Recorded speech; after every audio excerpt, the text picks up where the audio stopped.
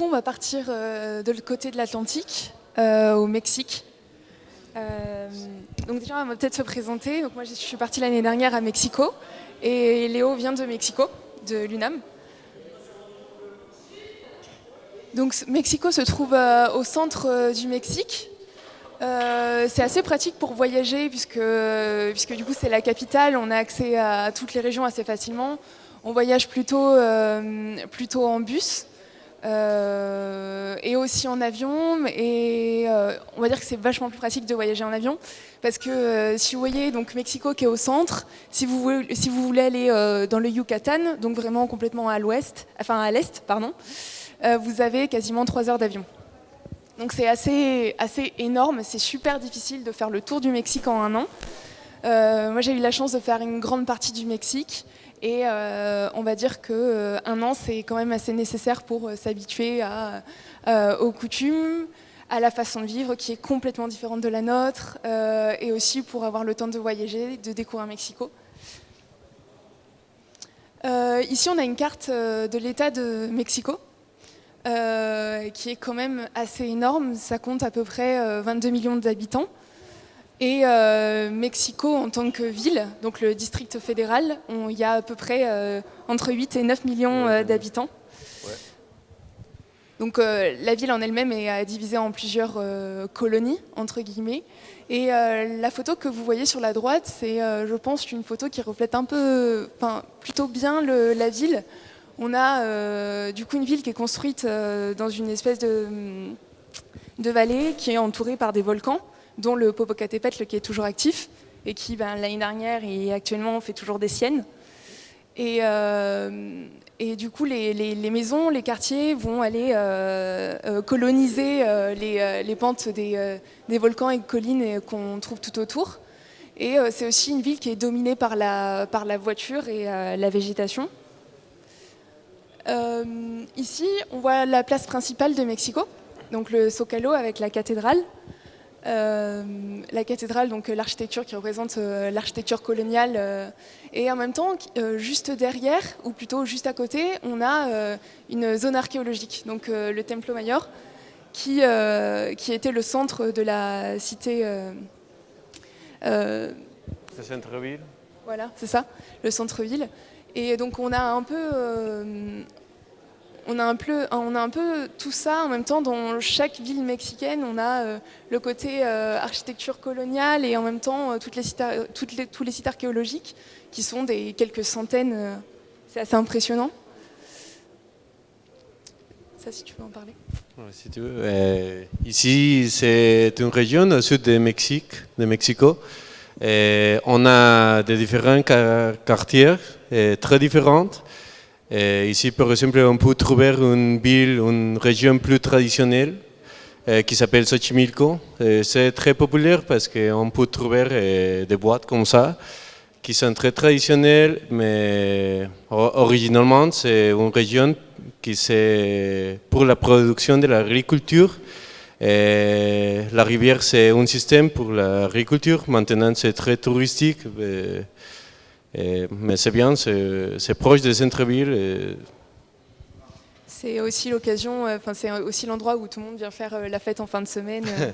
Plus actuellement, c'est fermé, mais sinon, habituellement, c'est ici qu'on vient. Donc là, c'est... Oui, c'est l'exemple originalement, c'est l'idée du projet. C'est un projet préhispanique, comment ça se dit? Très ancien, très vieux. Et maintenant, c'est seul pour faire la soirée et tout ça. Là, du coup, on a le parc de Chapultepec, donc au centre de Mexico. C'est quand même assez impressionnant parce que c'est un énorme parc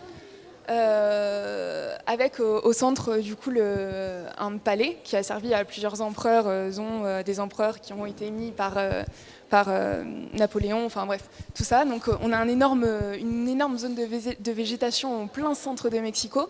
Et même la ville elle-même, il y a autant de bâtiments que de végétation, je dirais. On a des arbres dans toutes les rues. On n'a même plus la place pour marcher. Les trottoirs, ils servent seulement aux arbres. Hein. Nous, on se débrouille. Hein. On essaye de traverser les rues, même les routes comme on peut, je dirais. Et d'ici, on a des photos des différentes régions du Mexique. Par exemple, la première, la photo de la façade bleue, c'est une région qui s'appelle Coyoacán. On peut trouver le musée de Frida Kahlo, c'est sa maison, c'est un peu populaire, artiste. C'est une région qui est très traditionnelle, c'est une région pour artistes. Et il y a beaucoup d'habitants qui sont artistes dans sa région, des écrivains, des pintures, pintores, Les peintres. Peintres. peintres, musiciens et artistes en général. En bas, on trouve une photo de la forêt, de la même forêt que Laurent a montré. C'est un important lieu parce que c'est une forêt de la ville qui c'est bon pour l'écologie, pour l'air, l'air, je ne sais pas comment dire. Mais on peut trouver aussi des musées dans la forêt, des salles de concert, un lac. C'est bien pour aller, c'est très bien. Et en bas, on peut trouver un bâtiment qui s'appelle, c'est le musée des Beaux-Arts. C'est très important, c'est au centre-ville. La forêt, c'est au nord de Mexico, et le palais, c'est au centre-ville. C'est une architecture plus espagnole et aussi française. Et il y a un mélange de styles de l'architecture. Et à côté, on peut trouver des exemples de l'architecture un peu moderne. On peut trouver un musée privé qui s'appelle Sumaya. C'est un... ¿Cómo se dice? ¿Empresario? Un entrepreneur, enfin un patron, oui. C'est le musée d'un homme très riche. Et en bas, on peut trouver le musée de Diego Rivera. Il est un artiste, il est marié avec Frida Kahlo. Les deux, ce sont des propos de musées modernes et un peu vieux. Mais je pense que c'est intéressant de trouver l'architecture maintenant du Mexique, c'est un peu bizarre. Et maintenant, je vais parler un peu de l'école de Mexique. Et ici, c'est une photo de la bibliothèque de Mexique. C'est un projet très intéressant parce que la façade a une peinture de l'histoire du Mexique avant de la conquiste espagnole. Et après de la conquiste, c'est l'histoire complète jusqu'à maintenant.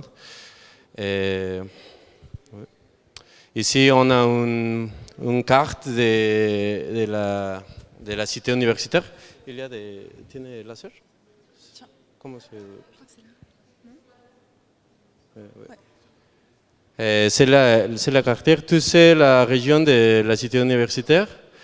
C'est intéressant parce qu'on a une région qui c'est pour la région pour faire du sport. Il y a un stadium, il y a des terrains pour faire du tennis, quelques sports.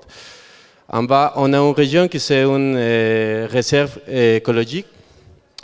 C'est toute sa région. En bas, on a une région qui c'est culturelle. On peut trouver des musées, des galeries, des salles de concert, quelques activités culturelles.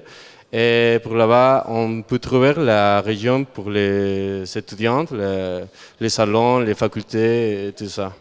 Tout c'est connecté avec bus ou avec un système de l'université de vélo. Ouais, tu veux dire algo? Oui. On va dire que c'est tellement grand qu'à pied, c'est un peu impossible de faire le tour de l'université. On va dire que ça fait à peu près la taille toute l'université, donc qui comprend toute cette zone réserve écologique, toutes les zones avec les facs. Ça doit faire à peu près la taille de Bordeaux intra-boulevard. Ici, il y a une photo de l'estadium. On a une équipe de football. C'est la piscine de compétition. Et ici, c'est une photo d'un bâtiment de l'université. C'est la faculté de médecine. Il y a beaucoup de végétation. Dans toute l'université, c'est très bien. Oui.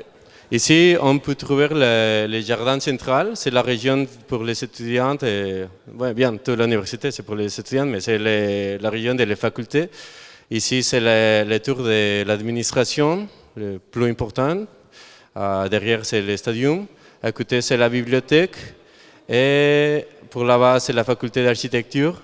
C'est intéressant parce que c'est à projeter et pour dire que les bâtiments plus importants, c'est l'administration. Après, c'est la culture, la bibliothèque. Et après, la faculté d'architecture. En face, on peut trouver les jardins centraux. Ici, on peut trouver les étudiants des autres facultés. Par exemple, pour là-bas, on peut trouver la faculté de philosophie, d'économie, de droit. Pour là-bas, c'est la faculté d'architecture, d'ingénierie, d'urbanisme. Et ici, c'est les jardins centraux pour socialiser, quelques activités, faire du sport, jouer. Ici, c'est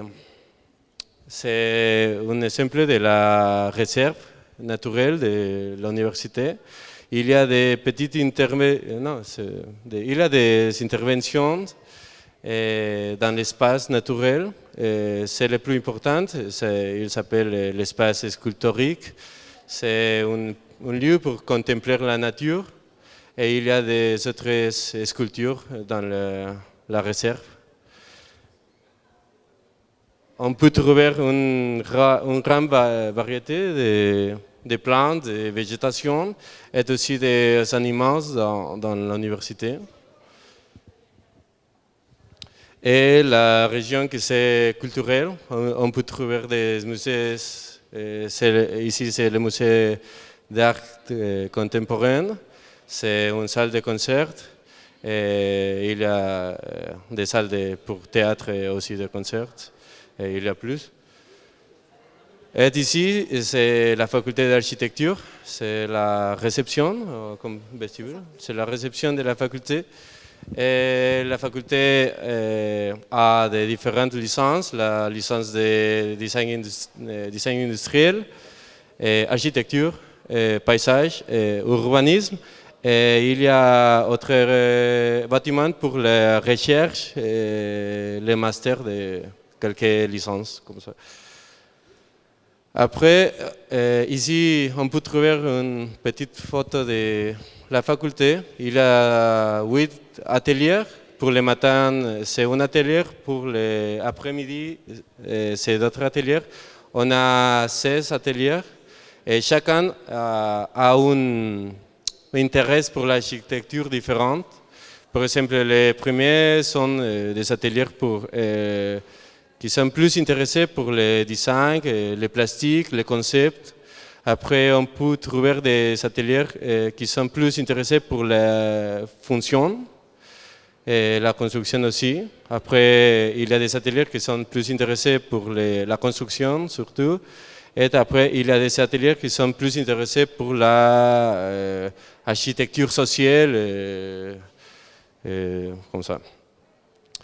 Ici, ce sont des photos de la faculté, les ateliers. C'est la façade. Ici, il y a des salles pour travailler, pour faire des maquettes, quelque chose que tu as besoin. Et à côté, il y a une galerie qui s'appelle Muka. C'est aussi un musée. C'est la façade principale. C'est l'audit. Ouais, tu veux dire quelque chose? Non, ouais. On va parler des cours un peu maintenant, quand même. Donc, en ce qui concerne les cours, on va avoir un bloc de cours. Donc le projet, la structure et aussi l'urbanisme et la recherche. Donc ça va être compris ça va représenter à peu près 14 heures de cours dans la semaine, le tout. Et ça va être divisé en deux. Après, on a la possibilité, on est obligé en fait de choisir des cours optionnels. Donc, on a le choix entre une 60aine de cours optionnels, mais pas seulement en architecture. Ça va être aussi dans toutes les autres facultés. Ça, on a la possibilité de faire ça parce qu'on est en échange universitaire. Donc, on peut choisir des cours en psychologie, en archéologie, en design industriel, vraiment tout ce qu'il est possible de faire. Moi, j'avais choisi un cours d'architecture maya, après architecture mésoaméricaine, design de meubles, tout ça. C'était vraiment super intéressant.